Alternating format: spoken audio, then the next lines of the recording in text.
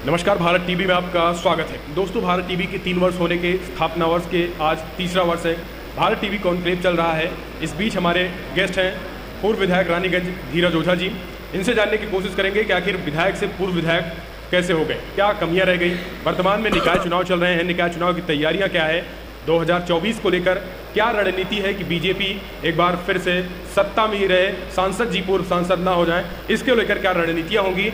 Law and order के साथ साथ जो योगी सरकार ने जो वादे किए थे, 1 साल बीत चुके हैं, 1 साल में क्या क्या देखते हैं, क्या कुछ हुआ है, रानीगंज को लेकर क्या कुछ कमियां, और वर्तमान में जो विधायक है रानीगंज में वो जो है जनता को लेकर क्या कुछ काम ला पा रहे हैं, तो सारे मुद्दों को लेकर जानने की कोशिश करेंगे। हमारे साथ रानीगंज के पूर्व विधायक धीरज ओझा जी हैं। पहले जी स्वागत है आपका, समय निकाला आपने निकाय चुनाव के बीच।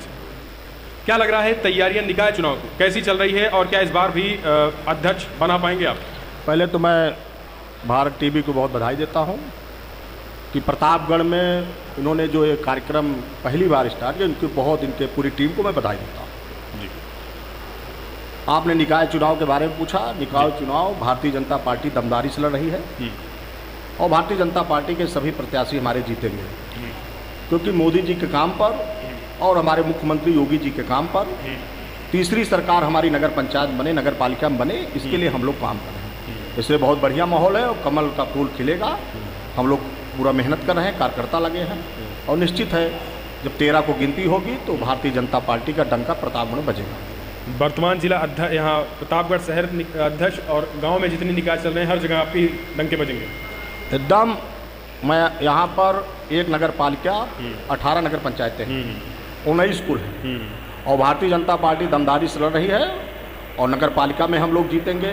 कई बार के हमारे पूर्व विधायक अध्यक्ष हरिप्रताप जी लड़ रहे हैं, भारी बहुमत से चुनाव जीत रहे हैं। और हम सब नगर पंचायत का 2 नगर पंचायतें हमारी अपना दल में गई हैं सहयोगी में, मानधाता कटरा। अच्छा, तो और हम लड़ रहे हैं 17 पे। निश्चित हम लोग जीतेंगे और पूरा दमदारी से हम लोग लगे। आप कह रहे हैं मोदी जी के और योगी जी के काम से जी। ये तो ठीक है, मोदी जी योगी जी देश लेवल प्रदेश लेवल जी। अध्यक्ष जी के भी कुछ काम हैं, क्योंकि लगातार विवाद चल रहे हैं। प्रतापगढ़ कहा जा रहा है 3 सालों से उनके अंडर, 30 सालों से उनके अंडर में है।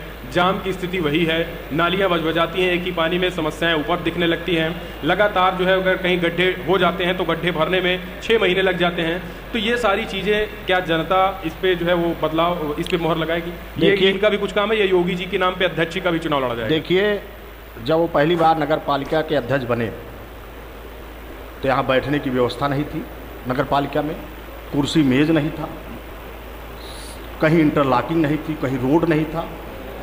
जब से हमारी भारतीय जनता पार्टी के यहाँ पर सरकार बनी नगर पालिका में, तब से काम हुए। हर वार्डों में मैं आपसे कहना चाहता हूँ सब जगह इंटरलॉकिंग हुई, नाली बनी, बहुत से काम हुए। और आज कार्यालय बैठने के नाम पर आप जाइए, कार्यालय की व्यवस्था अच्छी हुई। आप कह रहे हैं कि काम नहीं हुआ, लाइटों की व्यवस्था हुई, पार्क बने।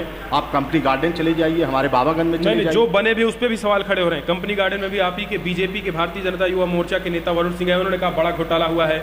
जो लाइटें हैं या सड़कें स्ट्रीट लाइटों में घोटाला हुआ है, जो सीवर लाइन पे जो पत्थर लगे हैं उसमें भी घोटाले हैं, खड़ंजे बिछ रहे हैं तो वहाँ भी घोटाले हैं। तो भ्रष्टाचार की बात जो सरकार कहती है, क्या यहाँ ये प्रतापगढ़ का दायरा बाहर है क्या उससे?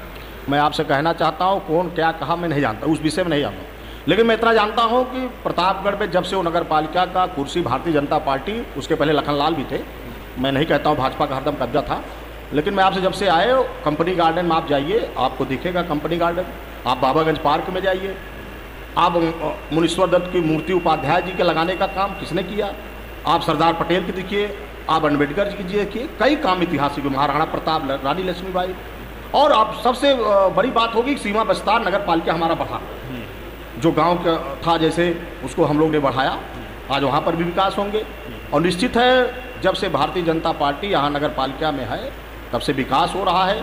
घोटाले की बात कोई, अगर मैं ये भी चैलेंज आपके माध्यम से करना हो, वो जाँच उसका विषय है, वो लिख के दे इसमें घोटाला होगा, हमारी सरकार उसमें जाँच कराएगी। वो लिख के दे कि इस चीज़ पर घोटाला हुआ है, हम जांच कराएंगे, जो दोषी होगा उस पर कार्रवाई हमारी सरकार करती है, योगी जी की सरकार। तो निश्चित है ये कहने से दूसरी बात, उसको लिख के दे कहाँ कहाँ पे क्या हुआ है, उस पर जांच कराएंगे। लेकिन मैं आपसे कहना चाहता हूँ अब की इतिहास बनने चल रहा है नगर पालिका में, आपके माध्यम से मैं कह के जा रहा हूँ। कोई फूट नहीं है शहर में, कोई फूट नहीं, मैं आपसे रहा इतिहास बनने चल रहा है नगर पालिका में। और इतने वोटों से जीतने चले, मैं भी इसी नगर पालिका में ही रहता हूँ, इतने वोटों से जीतने चले भारतीय जनता पार्टी, कमल का फूल खिलने चला, जो कभी इतिहास में वोट नहीं पाए। एक तरफा चुनाव होगा, अध्यक्षी या फिर जहाँ जहाँ छोटे छोटे चल रहे हैं मेयर वहाँ भी पूरे शहर भर में, क्योंकि इस बार विस्तार हुए हैं। लड़ाई में हम सब जगह हैं और हर जगह भारतीय जनता पार्टी लड़ रही है। हम लोग प्रचार कर रहे हैं, हमने देख रहे हैं। हमारा जो है कुंडा की क्या सिचुएशन है? देखिए, कुंडा के भी स्थिति, हमारी भारतीय जनता पार्टी वहाँ भी लड़ रही, कुंडा में, मानिकपुर में भी हम लोग लड़ रहे हैं, हम लोग हीरागंज में भी लड़ रहे हैं, हम लोग डेरवा में भी लड़ रहे हैं। हर जगह चुनाव भारतीय जनता दमदारी से लड़ रही है। चलिए, ये तो निकाय चुनाव हो, विधानसभा चुनाव की बात करते हैं। क्या कमियां रह गई थी? क्या लग रहा है कि विधायक से पूर्व विधायक हो गए? कहाँ चूक रह गई? जनता तक क्या बात नहीं पहुँचा पाया? और दूसरा, वर्तमान में क्या लग रहा है कि आगामी क्या तैयारी होगी 24? देखिए, चुनाव भारतीय जनता पार्टी से मैं लड़ा। दूसरी बात, उस बार से ज़्यादा भारतीय जनता पार्टी को वोट मिला हमको। उस बार जब मैं विधायक बना था तो मुझको 63,000 वोट मिला था, अब के हमको 73,000 वोट मिला। दूसरी बात मैं आपसे कहना चाहता हूं कि हमारा दो चीज़, एक मैनेजमेंट चुनाव का, जो कार्यालय का मैनेजमेंट, मैं आपके माध्यम से, उसमें कुछ गड़बड़ी हुई। दूसरा, कुछ जातिवाद हुआ। मैंने हर जात का काम किया। मैनेजमेंट मतलब बीजेपी अंदरूनी फूट? वो कुछ मैनेजमेंट हमारे कार्यालय पे, उसमें हम लोग देख नहीं पाए ठीक से।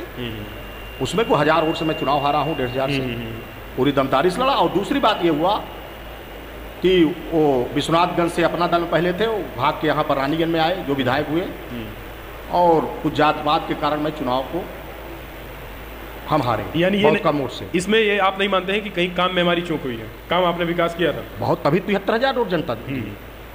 मेरा वोट बढ़ा ना, सबका चुनाव दोबारा लड़ते घटता है मेरा। दूसरी एक कमी हो गई, बहुजन समाज पार्टी वो चुनाव लड़ नहीं पाई। बहुजन समाज पार्टी हमारे यहाँ 40,000 वोट पाती है, 45 हरदम, लेकिन अब की बहुजन समाज पार्टी हमारे यहाँ 20,000 के अंदर सिमट गई। ये भी बहुत बड़ा हुआ। अगर थोड़ा भी बहुजन समाज पार्टी लड़ती चुनाव, तब भी मैं चुनाव जीत जाता।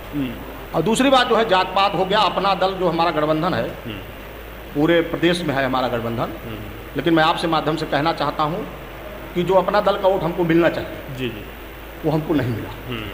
मैं आपके माध्यम से कहना चाहता हूँ, वो हमको मिलना चाहिए। अनुप्रिया पटेल ने प्रचार तो किया था? हाँ, प्रचार किया था हमारा जी। उन्होंने बहुत बढ़िया मीटिंग की थी, बहुत भीड़ भी थी जी। तो यानी और अच्छे कार्यक्रम भी हुआ था। तो उन्होंने कहा कि चुनाव जो है धीरज ओझा नहीं लड़े, मैं लड़ रही हूँ चुनाव जी। लेकिन तब भी वो जात पात कुछ उस बिरादरी को थे, उसमें हमारे लोग, कुछ लोग चले गए, भाजपा लोग, अपना दल के लोग। नहीं तो क्या लग रहा है कि जाति के नाम पे गए, या सबका साथ, जो सबका विकास का नारा था पहुंचाने में? जाति के नाम, केवल जाति के नाम गए। मैं विकास, वहां आप पूरे राम सहाय चले जाइए, पटेल बस्ती में धीरज ओझा ने काम किया। जहां से मैं बता रहा हूँ, आप जो जाति, कहला में आप चला जाइए, खाखापुर में आप चले जाइए, कोई किसी पटेल जात का काम ही नहीं हुआ था, धीरज ओझा ने काम किया। तो आप सुनिए, आप बेहदौर कला चले जाइए, रेहटुआ परशुरामपुर चले जाइए, रामापुर चले जाइए, गोसेपुर चले जाइए, ये सब भवानीगढ़ चले, ये सब पटेल बस्ती। धीरज ओझा ने, भारतीय जनता पार्टी ने काम किया, हमारे योगी जी ने काम किया, हमारे मोदी जी ने काम किया। हमने वहां सड़क नहीं थी, 2-2 किलोमीटर सड़क देने का काम किया गया, 3-3 करोड़ की सड़क देने का काम किया गया, आवास देने का काम किया गया, टंकी भी देने का काम किया गया।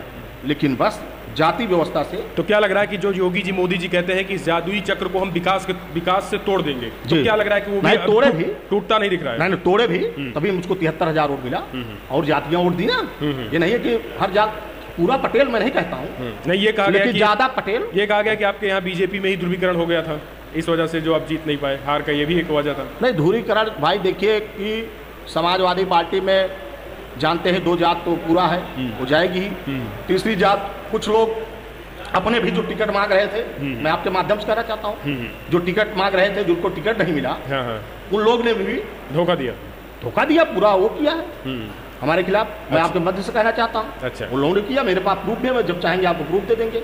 उन्होंने भी, यानी बीजेपी में ही रहकर बीजेपी कैंडिडेट को हराया गया? हाँ, प्रूफ दिया, मैं लिखित भी दिया हूँ। अच्छा, आपने अवगत कराया? हाँ। क्या लग रहा है कि 2022 के बाद, जब से आप चुनाव हारे हैं, 1 सालों में रानीगंज का विकास हुआ या ठप पड़ा है? देखिए, जो काम मैं ले आया था वही काम दिख रहा है। आज जनता त्राहित है, जनता आज कह रही है कि हमारे विधायक धीरज ओझा अच्छे, और जिसको मैंने अभी बताया कि वो बिरादरी भी अब कह रही धीरज ओझा विधायक अच्छे हैं। अब उसको कोई पूछ नहीं रहा। अभी भी हमारे पास भीड़ है, हमारी सरकार है, योगी जी की, मोदी जी की, जनता हमारे पास ही काम लेके आ रही है। और निश्चित केवल निधि नहीं है, और जनता का मैं सब काम उसी हिसाब से करा रहा हूँ। कुछ काम अब आप गिना दीजिए, उसी कामों में से कुछ भ्रष्टाचार की भी बातें आपके ही जो विधानसभा के विधायक हैं रानीगंज के, उन्होंने दिखाया था कैसे एक केवल छूने भर से भी दीवार गिर जाती है। वो तो इस तरीके से जो है वो बनाए जा रहे हैं, कॉलेजों का निर्माण किया जा रहा है। देखिए, वो भी बता दें, वो वसूली करना चाहते थे, इंजीनियरिंग कॉलेज में बनवा रहा हूँ जी, हमारी सरकार ने दिया है योगी जी ने, बिल्कुल। और जिस दीवार को दिखा रहे थे जी, वो दीवार उसी दिन, और वो बिल्डिंग की दीवार भी नहीं थी जी, आप, मैं चेक करने भी गया था जी, जी, वो बिल्डिंग की दीवार भी नहीं थी, वो दूसरी जो बनाते हैं रहने के लिए वहाँ जो ठेकेदार नहीं, तो फिर ईंटें क्यों बदल दी गई फिर? पहले सुनिए तो, वो जो रहने के लिए आते हैं मजदूर जी, वो अपने लिए उसी दिन उसको बना रहे थे, और ये जाके पैसा मांग रहे थे, गुंडाइश उसको जाके ढकेल दिया। इनके ऊपर कार्रवाई भी, मुकदमा हुआ, चार्जशीटेड हो गया मुकदमा, ठीक, मुकदमा हुआ, और ये जांच कराए, पत्र भी लिखे, PWD के से जांच कराए, और इन्होंने समाज कल्याण से जांच कराए, इन्होंने राजकीय निर्माण से जांच कराया, इन्होंने आवास विकास से जांच कराया, जितने भी जांच वहां पर हुई सब जांच में क्लीन चिट मिली। वो CNDS का है जी, और सारी संस्था से DM ने जांच कराया, मुख्यमंत्री जी ने जांच कराया, उन्होंने पत्र लिखा, सब चीज पे जांच, और सब में पता चला कि गुणवत्ता है, यानी भ्रष्टाचार नहीं हुआ, भ्रष्टाचार नहीं हुआ है, और बिल्डिंग जो है बन रही है। क्या सरकार को बदनाम करने की साजिश? ये बदनाम करने की साजिश, इसलिए उनको ऊपर FIR हुई, ये वसूली करना चाहते हैं, हमारे कामों पे वसूली कर, हमसे ठेकेदार ने बताया, वहाँ का JE ने बताया पैसा मांग रहे हैं, ये वसूली करना चाहते थे, इसलिए वहाँ पर गए। और वो अपने यहाँ विश्वनाथगंज के विधायक थे, उन्होंने क्या काम किया है वहाँ बताएं?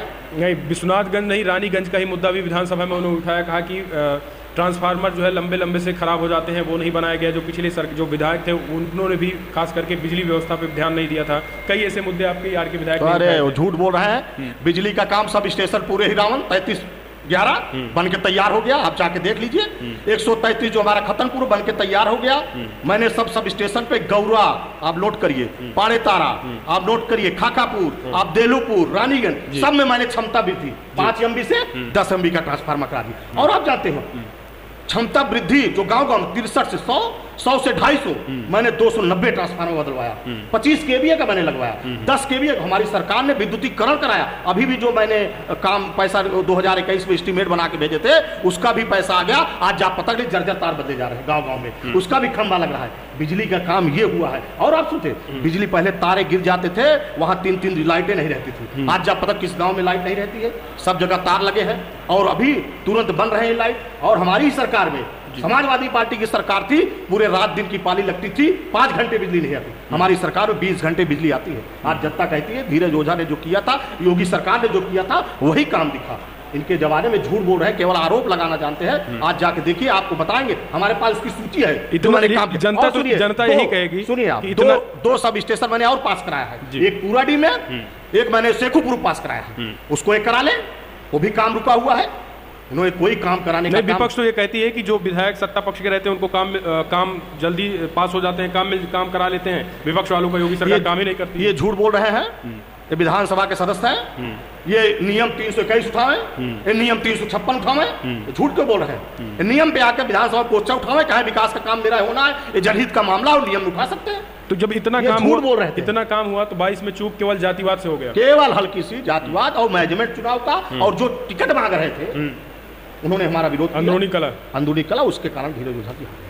क्या लग रहा है, लॉ एंड ऑर्डर की बात करें, कानून व्यवस्था की बात करें तो 800,000 वोट मामूली वो नहीं था, हमारा वोट बढ़ा है। तो क्या लग रहा है आगे 2027 में तय है? 2027 आप बहुत दूर जा रहे हैं, अभी उसकी मैं जिक्र नहीं करूंगा। भगवान ने चाहा, बालाजी आप देखेंगे, वो माँ बाराही देवी, आपने कहा कि उनकी आशीर्वाद है, निकलेगा, लेकिन हमको लग रहा है आशीर्वाद पूरा नहीं है। पूरा आशीर्वाद है उनका, तभी कुछ हमसे करवा हो सकता है, मुझको पता करने के लिए कौन था कौन नहीं था। अब ये कहा जा रहा है, वर्तमान की बात करें तो अब अतीक अहमद, जैसे अगर प्रतापगढ़ की बात करें, नगर निकाय चुनाव में भी ये कहा जा रहा है कि बीजेपी जो है अपने कामों को ना भुनाकर अब अतीक का मुद्दा भुना रही है कि हमने जो है लॉ एंड ऑर्डर मेंटेन करने के लिए माफियाओं को, योगी जी भी कर्नाटका पहुंचे, सहारनपुर पहुंचे, माफियाओं को लेकर अतीक का मुद्दा उठा करके जो है वोट मांगे जा रहे हैं। क्या ये ठीक है? और अतीक अहमद एनकाउंटर जो है पूरी सभी रक्षा में होता है, इस पे भी सवाल खड़े हो रहे हैं, क्या कहेंगे इस पर? देखिए, हमारी सरकार में योगी जी के लॉ एंड ऑर्डर हर, आप देखिएगा समाजवादी पार्टी की सरकार थी, गुंडई, सीओ मारे जाते थे, इंस्पेक्टर मारे जाते थे, पुलिसकर्मी, कुछ होता नहीं। हमारी सरकार जब से आई है, योगी जी की सरकार, लॉ एंड ऑर्डर आप प्रतापगढ़ का ही देख लीजिए, दूसरी जगह जहां हम बैठे हैं, इसी प्रतापगढ़ में डेली डकैती, लूट, हत्या, कोई दिन ऐसा नहीं था जिस दिन नहीं वो वकीलों की हत्या, व्यापारी की हत्या, कोई जा रहा है लूट ले रहे हैं। आप देखिए प्रतापगढ़ का लॉ एंड ऑर्डर जब से योगी जी की सरकार बनी है, यही पुलिस है। आज पुलिस को देख के गुंडे भग रहे हैं, बुलडोजर पहुंच जा रहा है। तो लॉ एंड ऑर्डर हमारी है, योगी सरकार की दमदारी से। विपक्ष सवाल खड़ा कर रहा है, एनकाउंटर भी चुनकर हो रहे हैं। सुनिए, विपक्ष जो है केवल जो है वो करने का काम कर रहा है। हमने माफिया की लिस्ट जारी कर दिया, आपने देखा होगा।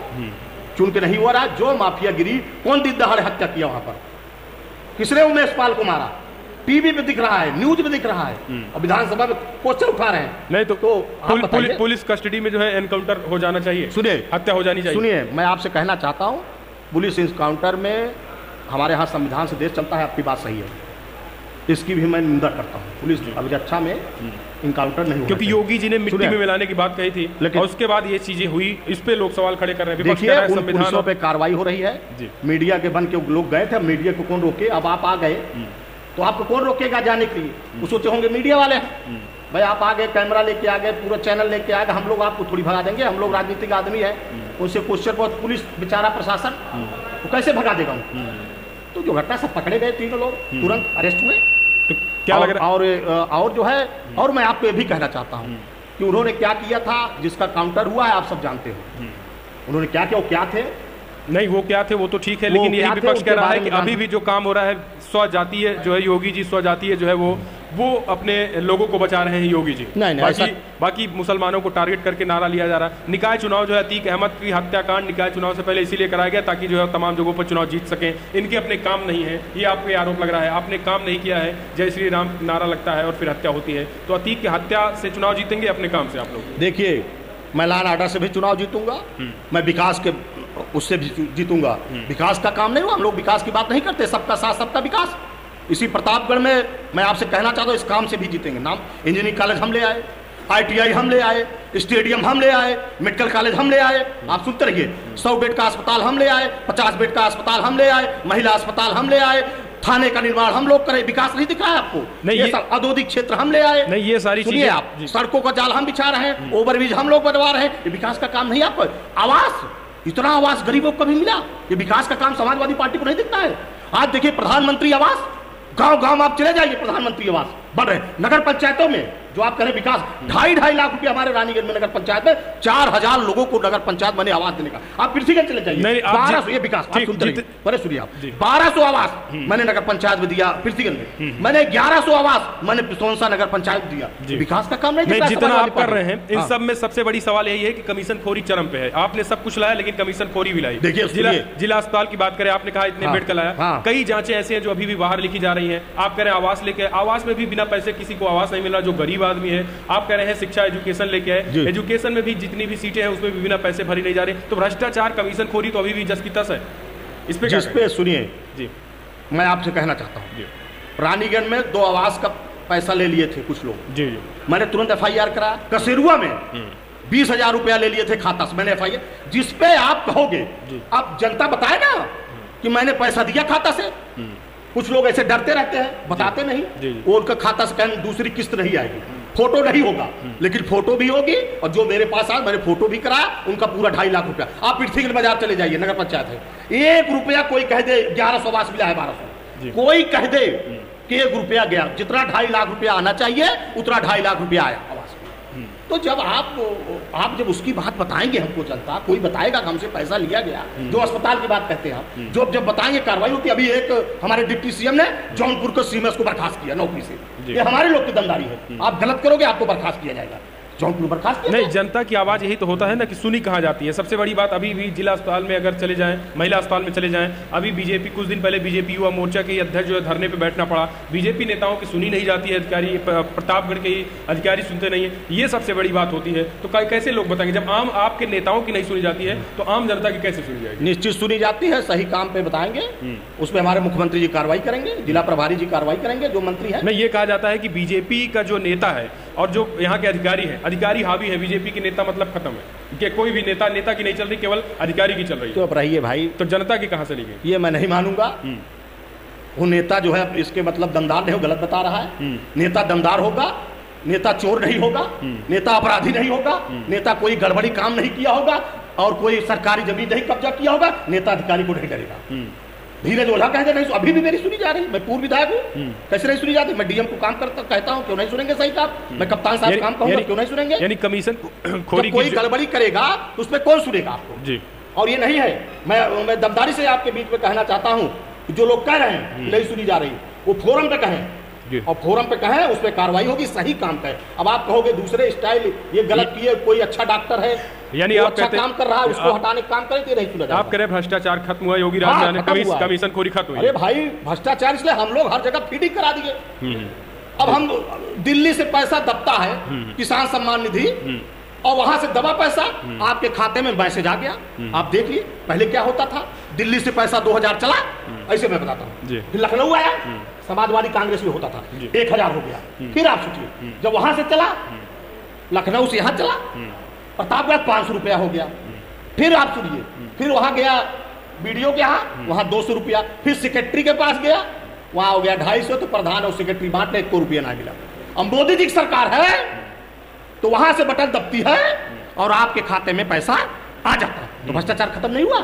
चलिए ये कैसे आप नहीं मानते, नहीं खत्म हुआ। लेकिन आप ये कहते हैं जनता के बीच में जाने के बाद जो होता है, जो लोग कहते हैं कि प्रधानों के द्वारा कहीं भी किसी भी ऑफिस किसी भी दफ्तर में चले जाइए तो घूसखोरी है। ठीक है, आप नहीं मानते हैं, आप कहते हैं कमीशनखोरी खत्म है, कोई बात नहीं। जनता आज क्योंकि आप सब तक स्वीकार नहीं करेंगे, सुधार नहीं होगा।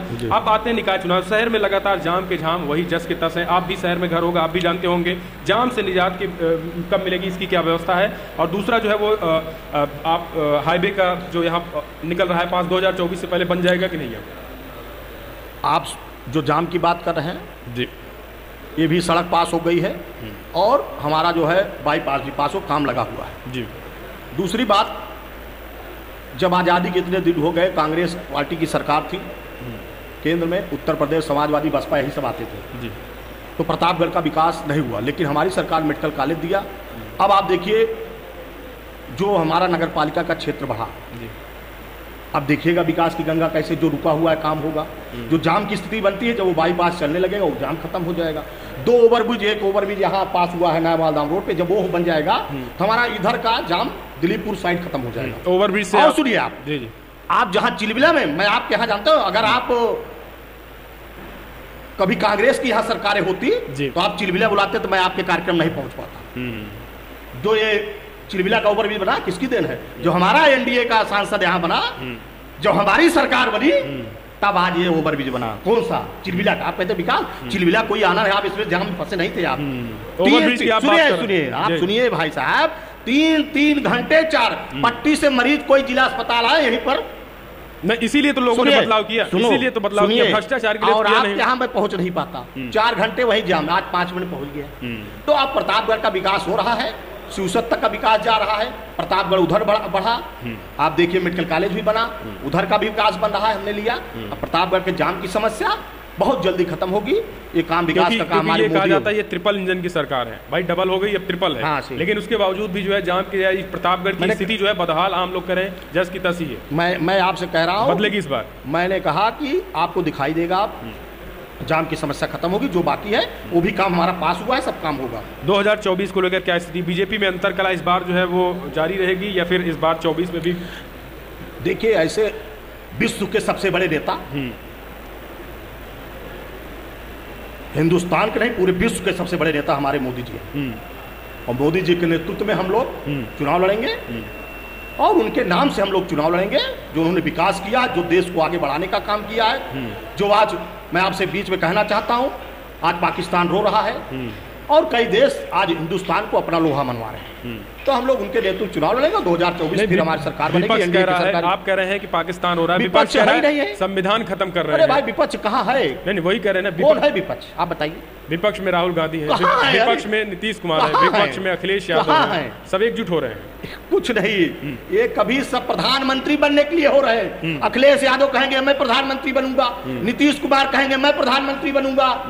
नेता कोई, राहुल गांधी तो बहुत दिन से पप्पू है, बहुत दिन से प्रधानमंत्री बनना चाहते हैं। नहीं, वो कांग्रेस पार्टी के बड़े नेता हैं। बहुत पप्पू हैं, उनके बारे में आप बताइए। वो पप्पू सब जा, पूरी जनता आप पूछिए, चाहे जात पप्पू बताएंगे। नहीं 3500 किलोमीटर पैदल चल रही है वो भारत जोड़ो यात्रा। वो क्या कर भारत जोड़ो यात्रा? अरे आपने देखो भारत जोड़ो यात्रा कहाँ की हो, मैं आपने देखा नहीं क्या किया उन्होंने।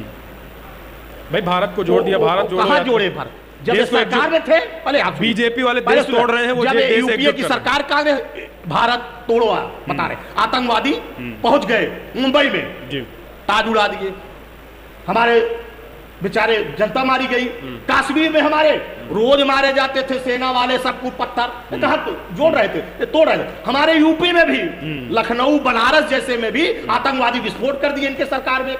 दिल्ली में 5-5 विस्फोट होते हैं आतंकवादियों को, ये कहाँ जोड़ रहे थे? ये जो है ये कभी भारत जोड़ा नहीं और तोड़ा। और कौन समझौता किया था वो? अच्छा बताइए, जम्मू कश्मीर कौन समझौता किया था? क्यों सर आप भूल गए? जम्मू कश्मीर नेहरू और भारत 370 को लेकर किसने लगाया था? किसने लगाया था? पंडित जवाहरलाल नेहरू। किसकी सरकार थी? नहीं, उन्होंने जोड़े कि तोड़ रहे थे। आज जब हिंदुस्तान में हमारी सरकार बनी, एनडीए के मोदी जी सरकार बनी, तो धारा 370 पर। अच्छा बताइए, एक देश में हमारा एक देश, आप कहते हो संविधान से देश, आप सुनिए बात, आप कहते हो संविधान से देश चलता है, तो संविधान हमारा जम्मू कश्मीर का अलग रहेगा और पूरे भारत का अलग रहेगा।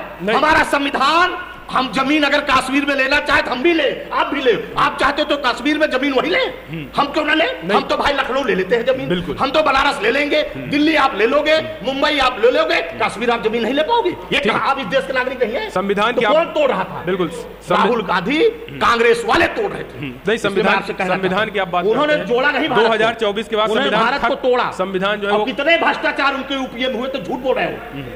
कोयला घोटाला, राष्ट्रमंडल घोटाला, पहले सुनिए, कोयला घोटाला, राष्ट्रमंडल घोटाला, 2500 ये बोतल जो थी ना, ये जो बिस्लरी की बोतल थी ना, 1000 बिल बना। कितना?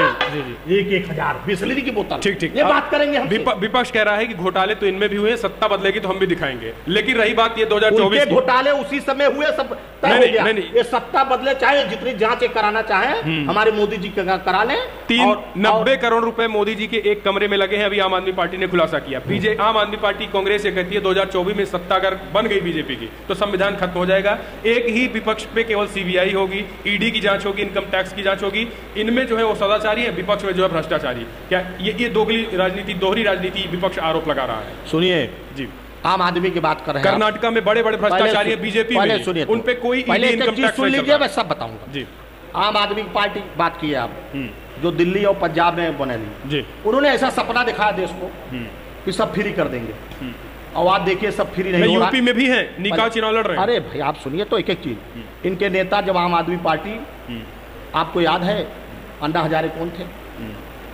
केजरीवाल साहब से। अब आपको सब बता रहा हूँ, अन्ना हजारे कौन थे, कुमार विश्वास कौन थे, किरण मोदी कौन थे, वो यादव जी जो थे, योगेंद्र यादव कौन थे जी।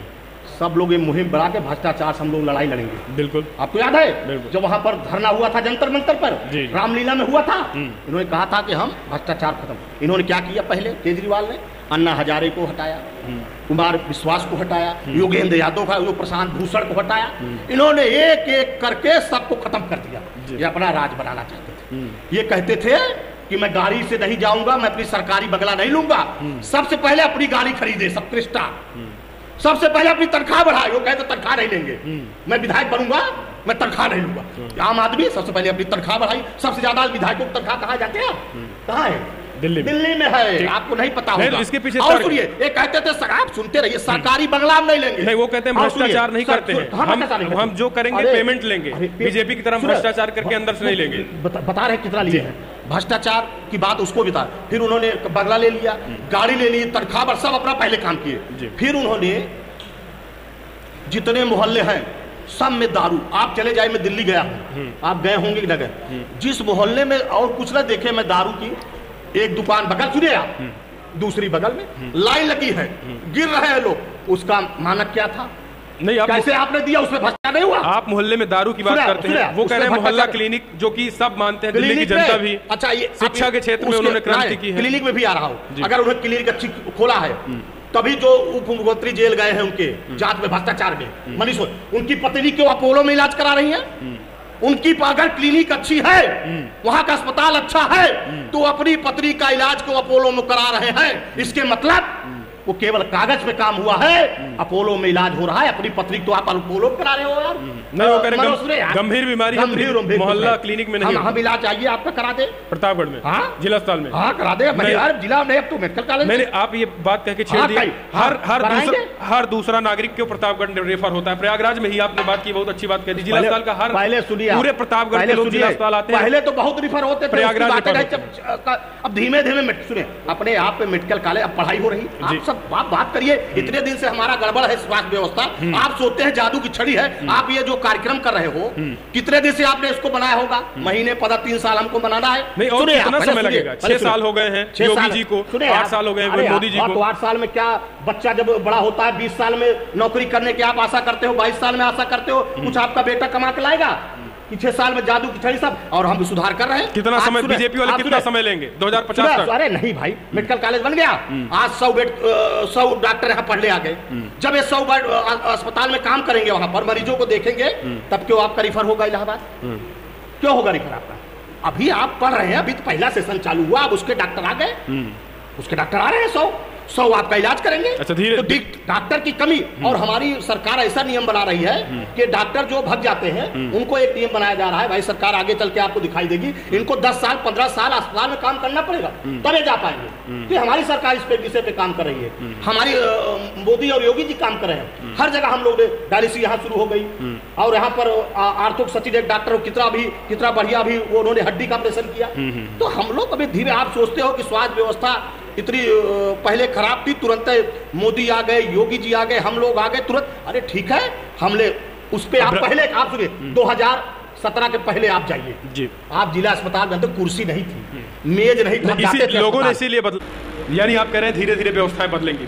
अभी भ्रष्टाचार की बात हुई, अभी आप आए होंगे, आपके जो ओवर ब्रिज है यहाँ का भूपिया मऊ का, अभी 2-3 साल हुआ गडकरी जी गए, उसमें भी होल हो गया। क्या यह भ्रष्टाचार की देन नहीं है?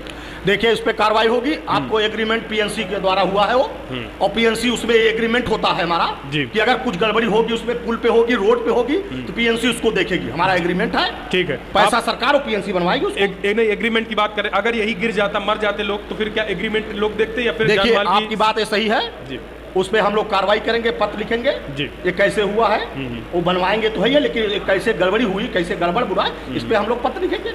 इसमें जो मुख्यमंत्री जी को उस पे जांच होगी, 2000 दोषी होगा कार्रवाई होगी। तो 2000 अब निकाय चुनाव तो है, निकाय चुनाव आप कह रहे हैं जीत रहे हैं, 2024 को लेकर बीजेपी में कोई फूट तो नहीं है कि, क्योंकि विपक्ष कह रहा है कि भाई टिकट में निकाय चुनाव अंदरूनी कलह होती है, इसका फायदा मिलेगा? देखिए, विपक्ष है ही नहीं है, फिर आप विपक्ष की बातें मत करिए।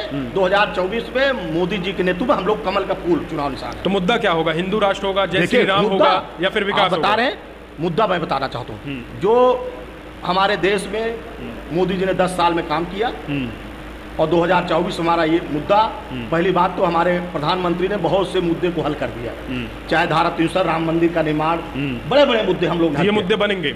अब ये मुद्दे कहाँ, अब तो ये हम लोग इसका उद्घाटन करेंगे 2024 में, और अपने जनता को दे देंगे, दर्शन करें प्रभु राम का। हम लोग दर्शन करने जाएंगे। रामराज आ गया, रामराज नहीं दिख रहा है आपको? रामराज नहीं, अयोध्या में आपका एयरपोर्ट, आपका एयरपोर्ट बन रहा है, वहाँ विकास होगा, वहाँ जो है होटलें बन रहे हैं। तो जनता का जो कहते हो नौकरी हर जगह, नौकरी सब जगह नहीं दिया जा सकता, लेकिन जब पर्यटक आएगा, जैसे मैं बड़ाई देवी में काम कर रहा हूँ, जब वहाँ पर्यटक आएंगे तो वो विकास नहीं दिख रहा है आपको, वो भी विकास है। लोग दुकान खोलेंगे, लोग होटल खोलेंगे, व्यवसाय करेंगे, दूर से आएंगे दर्शन करने। तो जितना पर्यटक, काशी में आप चले जाइए, कितने विदेश से लोग पर्यटक आ रहे हैं।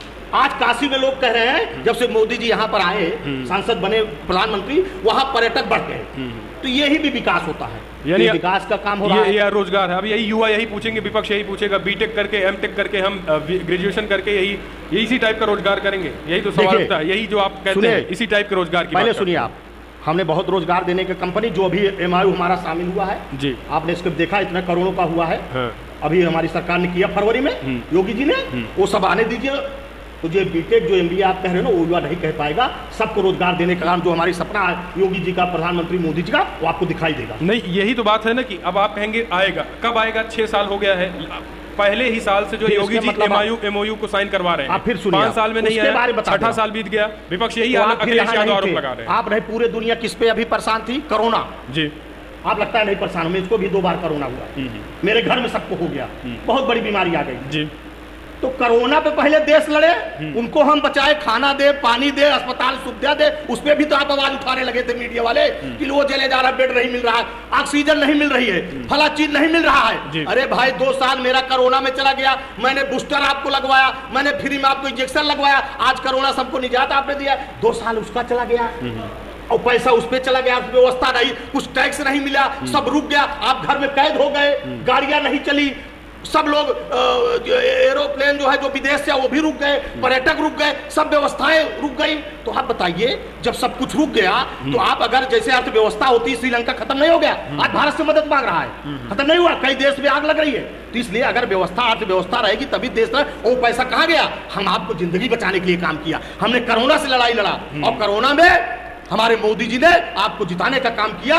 और कोरोना में हमने बूस्टर इतनी जल्दी, बहुत महामारी आई, कई महामारी का मैं जिक्र करूंगा, लेकिन इतना जल्दी इंजेक्शन नहीं बना था जितनी जल्दी हमारी सरकार ने बनाया। वो बूस्टर भी लगवा नहीं, कोरोना में तो ऑक्सीजन की कमी से लोग जलती हुई लाशें भी दिखी, वो भी दिखा, बेड भारी थी, ऑक्सीजन भी नहीं था, ये सारा विपक्ष भी ये भी तो दिखा, लाश जो है वहाँ फूकने की जगह नहीं था। मैं मानता हूँ कुछ जगह, लेकिन अब उसकी व्यवस्था अब अगर देखिएगा, मैं कहता हूँ हमारे रानीगंज में ट्राम, अब चले जाइए, मैंने इंसुलेटर मंगवा लिया, ये कस्बा है रानीगंज, मैं अपने यहाँ बता रहा हूँ, वो इंसुलेटर मंगा लिया मैंने, ऑक्सीजन प्लांट मैंने लगवा दिया, आप जाके देखिए अभी भी आप, मैंने उसका उद्घाटन कर दिया, ऑक्सीजन प्लांट लग गया वहां पहले मैंने बेड की व्यवस्था कर दी है। अब कोई ऑक्सीजन से नहीं मरने दूंगा प्रतापगढ़ में। और एक ऑक्सीजन प्लांट नहीं लगा, एक जिले में लगा, एक पट्टी में लगा, एक हमारे रानीगंज में लगा, तीन ऑक्सीजन प्लांट। यही तो बड़ा सवाल, चलेगा कि या कुछ दिन उद्घाटन के बाद दिखेगा? अरे चल रहा है भैया, चल रहा है, चलिए रानीगंज में आपको हाथ दिखा दूं। तो ये आपको बधाई अगर ये चल रहा है। हाँ, चल रहा है। सबसे अच्छा एक सवाल, लास्ट सवाल यही है कि क्या लग रहा है कि 24 में कोई अंदरूनी कला, बिन अंदरूनी कला के रानीगंज के वोट जो है वो सांसद जी को मिलेंगे, कोई भी होगा बीजेपी से, या फिर उसमें भी आप देखेंगे कि कैंडिडेट? देख, कमल का फूल हमारा है, बस कैंडिडेट नहीं। हम मोदी जी को देखेंगे, हम योगी जी को देखेंगे, हम भारतीय जनता पार्टी के शुरू सिपाही है विद्यार्थी परिषद से, मैं किसी और दल में काम नहीं किया हूँ और न कभी किसी दल में मैंने काम किया है, न करूंगा कभी जिंदगी में, इसमें जाऊंगा। और भारतीय जनता पार्टी हमको बहुत कुछ दिया, हमको युवा मोर्चा का अध्यक्ष, विद्यार्थी परिषद बनाया, युवा मोर्चा का 3 बार अध्यक्ष बनाया, हमको जिला उपाध्यक्ष बनाया, सदस्यता प्रमुख, लोकसभा संयोजक, विधानसभा चुनाव लड़ाया, जिला पंचायत सदस्य बनाया भारतीय जनता पार्टी, फिर टिकट हमको 2022 को दिया। भारतीय जनता पार्टी के कारण मैं आज यहाँ पर बैठा हूँ आपके बीच में, भारतीय जनता पार्टी हमको बहुत दिया। युवाओं का सम्मान करती है, जो कार्यकर्ता होते हैं उनका सम्मान बीजेपी कर रही है। किया है मैंने, जो रोजगार 300 लोगों को दिया है, पहले अपने यहाँ नौकरी मैंने दिया है 300-350 लोगों को, मैंने युवाओं को ही दिया 350। जो हमारे नगर पंचायत है, सुनिए, नगर पंचायत जो हमारे अस्पतालों में नौकरियां लगी हैं, वो किसको हमने दिया? अपने युवाओं को दिया। युवा अभी भी हमारे साथ है रानीगंज के, यहाँ भी कुछ युवा रानीगंज के है, पूछ लीजिएगा। तो युवा जो है खेल का मैदान मैंने बनवा दिया, स्टेडियम इतना प्रसन्न नहीं हुआ कि कहीं स्टेडियम इतना बड़ा देखा नहीं। तो इस बार क्या लग रहा है कि 24 में तो जातीय समीकरण में लोग नहीं बह जाएंगे, इसको कैसे तोड़ेंगे इस बार? मोदी के नाम पर सारी जातियां एक, केंद्र की सरकार की चुनाव है और विपक्ष में कोई मुद्दा नहीं है, कोई उनके पास नेता नहीं है, कोई यहाँ है नहीं। मोदी जी के नाम पे हम लोग चुनाव लड़ेंगे, कमल का फूल जीतेगा, यही मुद्दा रहेगा। सबका साथ, सबका विकास, सबका विश्वास हम लोग लेकर लड़ेंगे और उसके हम चुनाव जीतेंगे। चलिए ठीक है, आप पूर्व विधायक जी जुड़े हमसे, समय निकाला, इसके लिए बहुत धन्यवाद। फिलहाल कॉन्क्लेव में अगले पड़ाव में हम चलते हैं, अगले हमारे जो गेस्ट हैं उनसे हम जानने की कोशिश करेंगे। आपको वीडियो कैसा लगा? पूर्व विधायक जी ने बताया आखिर क्यों विधायक से पूर्व विधायक हुए, 24 की तैयारी बताए, निकाय चुनाव की तैयारियाँ बताए कि इस बार फिर से हम पूरा पिछले 30 साल का रिकॉर्ड तोड़कर फिर से हम अध्यक्ष बनने जा रहे हैं हमारा बीजेपी का। आप कैसे देखते हैं, बनेंगे नहीं बनेंगे? अपने सुझाव दें। इस वीडियो में इतना ही।